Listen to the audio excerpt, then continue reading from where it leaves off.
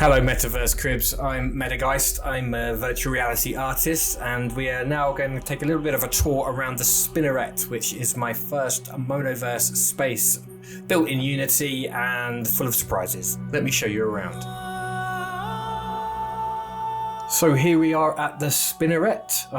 I've been designing creatures and characters for the metaverse for almost 2 years in the NFT space, and it's only now that I'm finally starting to build my gallery after meeting the Monoverse team and deciding that this was the place to begin.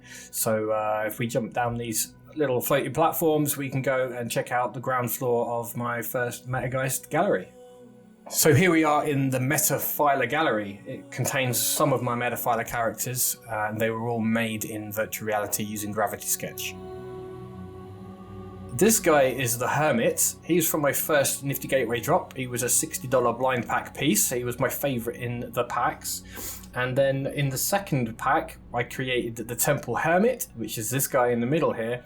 And now the Spinnerette that we're in is actually inspired by the Temple Hermit. So we've got 3 levels of evolution.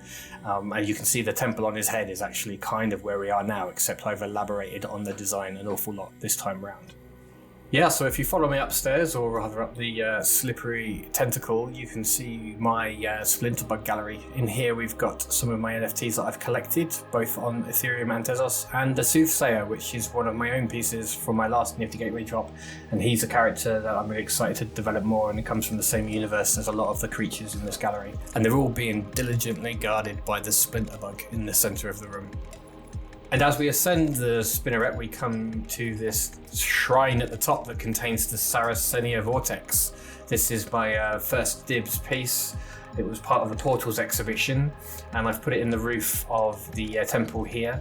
It's actually a functioning portal, and the owner of the parcel can change this portal to travel to another parcel in the Monoverse, or anywhere actually, using a URL.